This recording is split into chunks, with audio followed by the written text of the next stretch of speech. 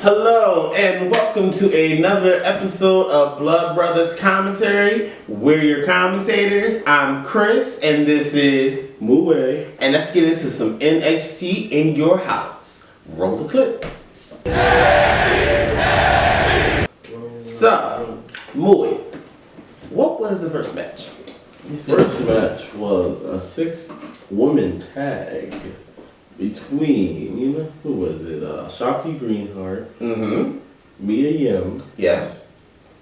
and Tegan Knox. Yeah. versus Dakota Kai. What is that tall chick name? Raccoon. I know that. Yeah. And the other one was Candice LeRae. This whole new Candice LeRae thing. Yes. She ain't boring anymore. Well, I'm not gonna say that yet. She still has a little bit of. I love the look. I love the look, but still, I need to see a little bit more. Sometimes she's just so tied down to Johnny all the time. I need them to separate. Just separate them. But the match and all, it was a good match. I mean, It was a good kickoff match. It was, It lit some energy. Yeah. Shotzi is always about the energy. She always does. She is energetic moves with like cannonballs everywhere. Yeah, I didn't know if I was gonna really. I thought that she was. I didn't know how I was gonna see her and how it was gonna work with her. But I mean, I think she's really good. I really love her interest. I love her moveset. She's innovative, new. A little fresh, new. Fireball in there. And then Tegan Knox is still. It's very interesting to see someone try to represent Kane. Like, you don't see that very often.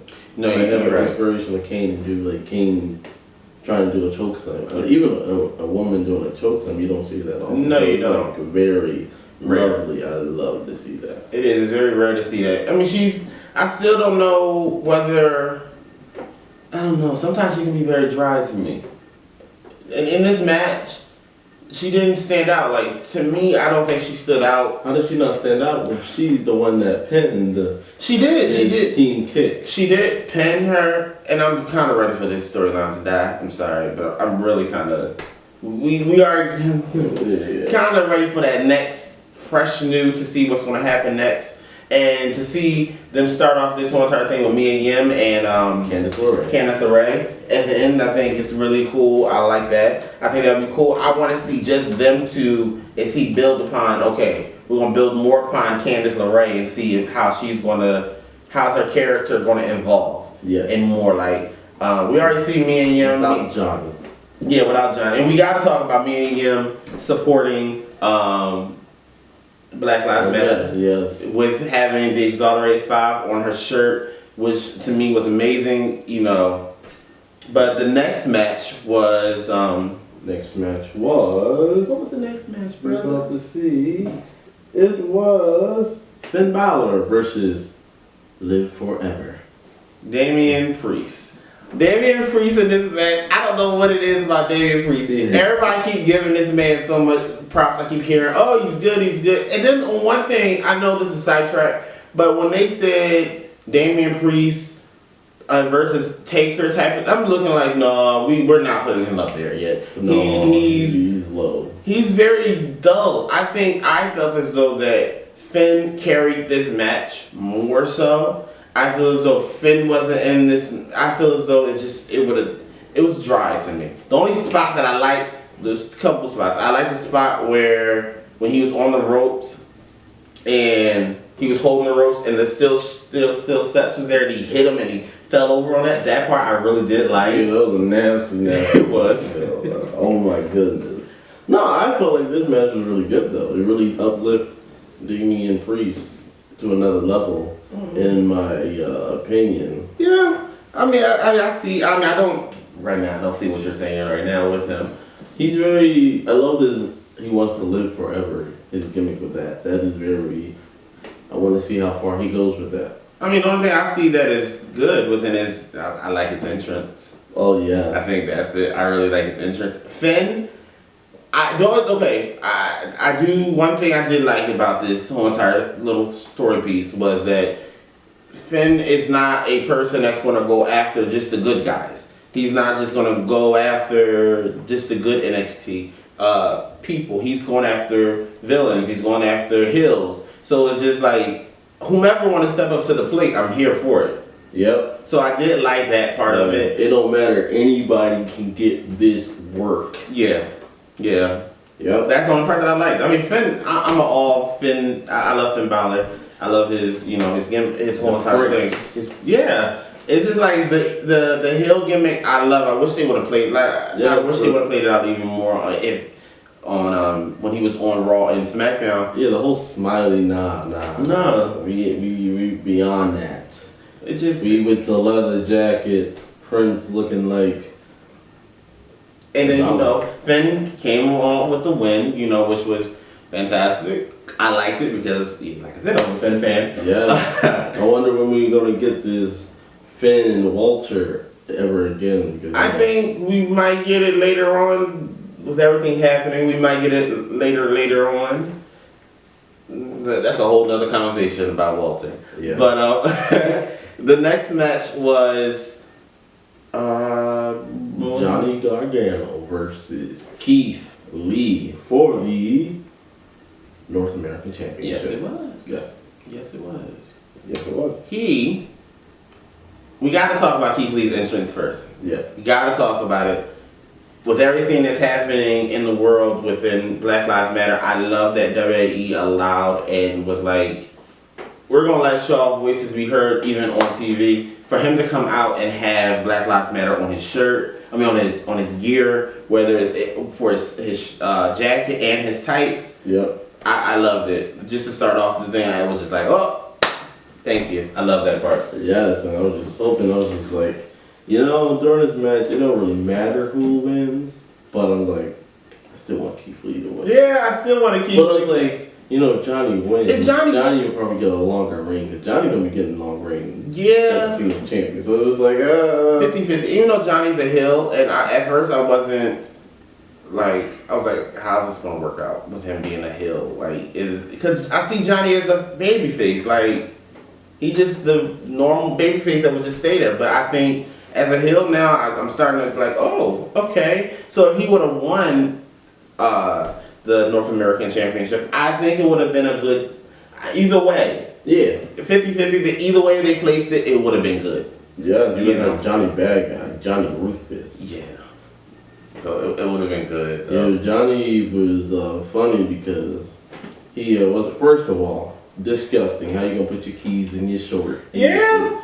And then try and succeed in stabbing somebody in the eye with those keys. Disgusting. That was nasty. Disgusting. That was. Yes. But this whole entire. But then he tries to, what's it called? What? Johnny during the match tries to go back into the house that he left after he done locked the house. That was the funny part. Let me in. Let me in. That little part right there where they had the video coming from the door camera. That was funny. It was cute. I liked it. I did. Yes. And then just Johnny trying to do all these aerial attacks, and Keith just carrying him. Just holding just rocking him a little like a baby. Yeah. Just rocking him. Try something else. But this is why Johnny's former NXT champion, former North American champion, former tag team champion, triple threat champion, been in Takeover so many. Even if you lose, you would think that he was in the exception of Takeover. Main eventing a lot of takeovers. Been through three of the greatest feuds in NXT history because he was able to take down his normal aerial type of combat during a match and made it into a slow, methodical match. Yeah, and it wasn't boring. And coming after Keith Lee's arm and coming after his eye. And even though the eye part is illegal, but came after the arm and then came after the eye. Yeah. And then he just thought he was gonna win. He hit him with the DDT. 1, 2, 3, kick out. Yeah. And then, during the match you had Candice LeRae, me and Yim coming out. You did. Getting that in the... That little interaction between them, I liked it too because it was just we saw it on just regular NXT TV. They brought it into TakeOver. You thought that he was going to win because you're like, oh my gosh, we all know what's going to win. We already know what's going to happen. Candice is going to you know, and she did interfere, and he did, she did interfere. He got hit his finisher on him, and then he kicked out. Yep. So, and then I didn't know you could, what's it called? Johnny was able to counter the Big Bang Catastrophe into like a roll-up kind of sort of. That was interesting to see. Because he's innovative. Like I'm telling you, just because he's a heel, like I said, he's not boring heel. Right. Like, yeah. Like, this was a really fun match. It was a fun. And I don't think they're done yet. No. I don't think by a long shot. And the thing I can see at the end of this whole entire storyline, I might be wrong, but I definitely can see Johnny, you know, eventually getting the title from him. Yeah. Can. And then let's just go back to the whole. We gotta talk about that big part though. What? When he literally pushed him through the plexiglass. Oh, yeah, he pushed him.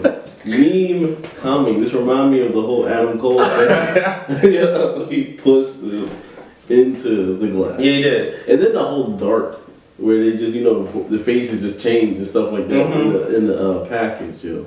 But let's go to the next one, which was another interesting match, where we had Adam Cole baby versus Adam Cole 365 baby versus Velveteen Dream, Mr. Purple Dream, Mr. Experience, Mr. Dream Over.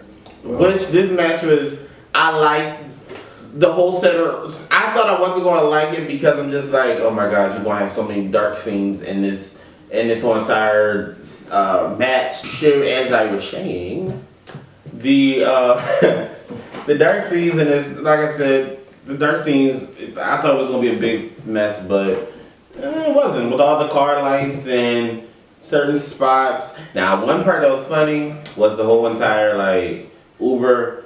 They both looking like, what? Like, who called the Uber? You gonna call the Uber? No, we in a match right now. We come afterwards. Yes. But then you had God Jesus, I can't remember their names. What, Undisputed Era? You had the Undisputed Era coming into this match, attacking, you know, Velveteen and stuff like that. What is happening? Somebody tell me. What happened to Tyler? You mean Kyle O'Reilly? Kyle O'Reilly messed up. Kyle O'Reilly, what happened to him? Can somebody tell me in the comments what happened to him? Because he just like he disappeared. I don't know. Yeah. You know, maybe he was in a dirt sheet. Maybe he was in. You know, maybe you know. Who knows? But in all, and then you had Dexter. That man is very crazy. Like he give me just. I love his character because he gives me that weird vibe, which his character is supposed to do. Oh God, we're going to do it. Muyi. Thank you. Yes. He gives you that weird vibe, but it was. And then he just puts what's it called? He just packs him up into the trunk. In the car, it just goes. No, in the trunk. Yeah, in the trunk. Yeah, in the trunk. And then just ride right out of there, never to be seen again. But yeah, you had what's it called? You had a spot where Velveteen pushed Adam Cole onto the car window. Yeah. From a ladder. That was very fun. And then you just had Undisputed just chucking out all these chairs from Adam Cole's nice ride that he came in. I was thinking Velveteen was gonna come in some purple, but he came in some yellow. That was all like Laurel Monaro. What's his name again? What? What is the commentator named Laurel Monaro? Oh, Monaro. Yeah, like he said, I thought he was gonna come in a little Corvette, because he just reminds me of, and I know everybody. He reminds me of Prince. He just reminds me of Prince. But now he gave me some nice one. That's a yellow car. It was a yellow car. We're gonna put it as that. I'm bad with cars. So yeah, it was just like they get one chucking chairs, just chucking. And so where we was like, what's it called? Velveteen that came back in the ring, gave him the Dream Valley, the Death Valley. I thought he was over. And then he was Adam Cole was set up on a chair, and Velveteen was going to the top rope, gave him. Was the Purple Rainmaker? Yep. So shit. For the 1-2 kick out. Yeah. And then, he was, he was set up on the chair, and Velveteen was going to the top rope, gave him. Was the Purple Rainmaker? Yep. For the 1-2 kick out. Yeah. And then, he was set up on the chair, and Velveteen was going to the top rope, gave him the 1-2 kick out. And then Velvet was like, it's over. You never talk to your opponent. You just do the move. Don't talk to them. Well, Adam Cole didn't think it was over. He gave him a low blow. Yes. And then gave him a, I can't even say that move. Panorama. You know the move that he does from the top rope kind of. I know, but I can't. And then just jumps down, I can't. Yeah, we're gonna put it down here. Somewhere. Yeah. But it was. Then he hit the move on him on chairs. Oh yeah. So, I said my man's is done. Yeah, it was like 1, 2, 3. Now you can't get the title until this man loses the title. I'm not happy about it. Right. So my man's might be a Raw or SmackDown by next week. Yeah, and I was hoping that Velveteen would be, because it's been a while since we had a black NXT champion. The last one was Big E. Yeah. What's the all the way from back? Yeah, last one was Big E. So I was hoping Velveteen, North American Championship, yeah, we had a race by black men. Yes. You had Velveteen. You had Keith Lee now. Yeah, Ricochet. There you go. Just grace by Melvin. Yeah. Oh. The next match was Tommaso Ciampa. Love Tommaso Ciampa. Goldie. And what is the new guy name? Karrion Kross. His entrance, we're gonna start off on a good note. That entrance was amazing, great. Beautiful. I love it. Yes. The match in general, I was bored as hell. Yeah, I understand why they did it. To help elevate them more strong. No, because the only one that was strong in this match was. Well, think of it like this: Tommaso didn't get pinned or submit; that he just passed out. He didn't. You so right? Like, let's keep both of them strong. And they trying to say, well, Tommaso was weakened because of after what's it called? His battle with Gargano. So they're trying to say he's not as strong as he is. As it's supposed to. But it was a very quick match, It was a very I didn't really see nothing with Karrion at the moment. Besides his entrance. His entrance, yes. Yeah. Love it. But love to see it every time. He just looked like a generic man that's just literally just big. Yeah. That's just it. So just like I made him out of Create a Superstar. Yeah. Sorry. So, but to each their own. And maybe we'll figure out we like him later on. Maybe. But we go down to the main event. Charlotte Flair versus Io Shirai versus Rhea Ripley. First of all, did not know that this Rhea Ripley was trying to do like a cane. Oh yeah, with the one eye, contacts. Yeah. I looked at it, I was like, one moment she was just knocked down during the match. I was like, oh crap, they're gonna knock her. That was funny. Her contacts out, and then I looked and I was like, oh no, I think it's supposed to be like this. So, one spot that I liked out of this, well, not one, it's a couple spots, because this match was really, really, really good, was the riptide from the top of the rope. This one looked better than the one that she did on my girl Bianca. That wasn't the top rope, and she did it in Bianca, she did it like middle rope. It was like middle rope.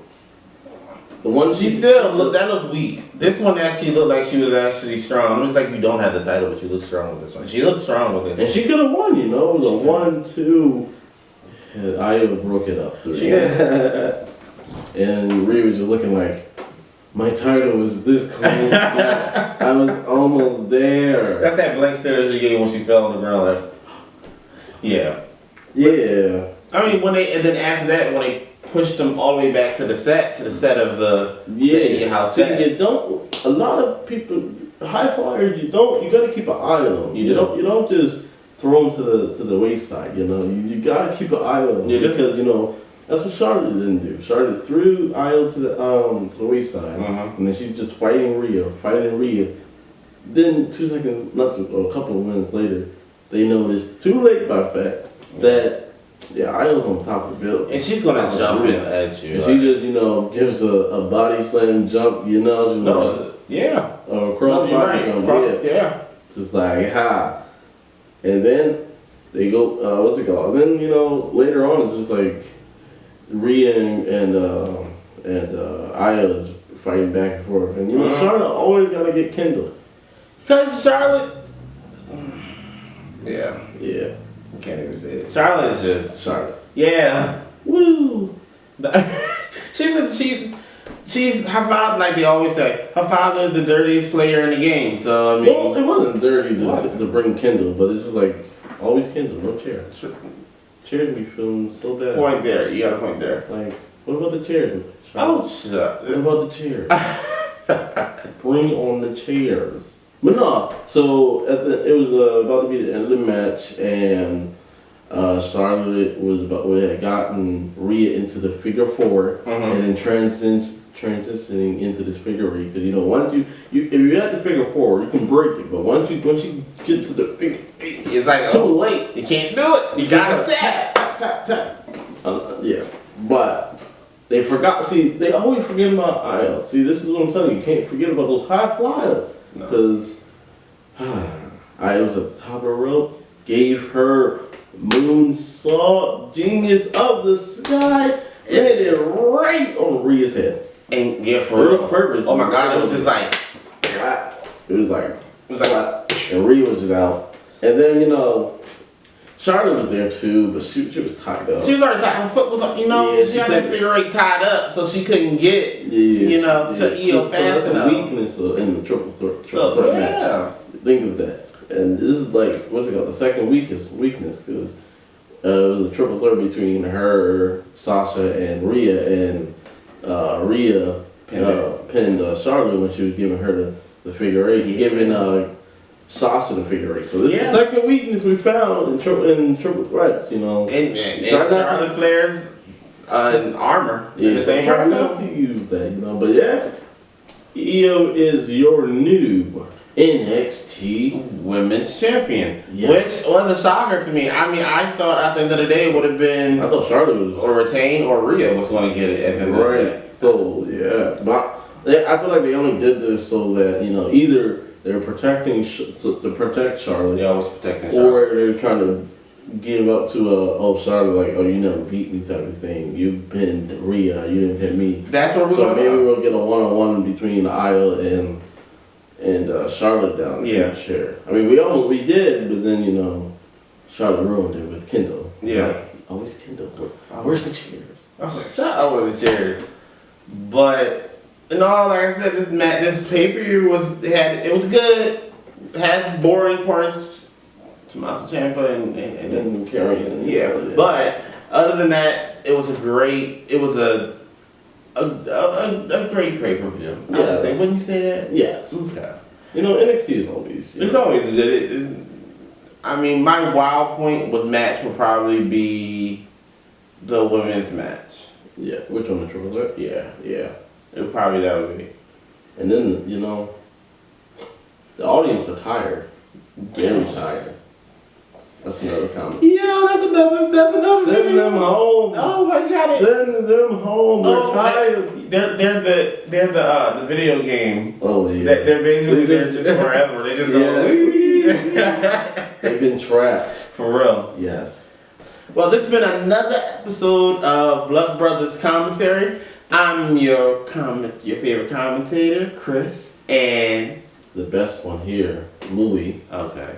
And please like, comment, and subscribe. On to the next one.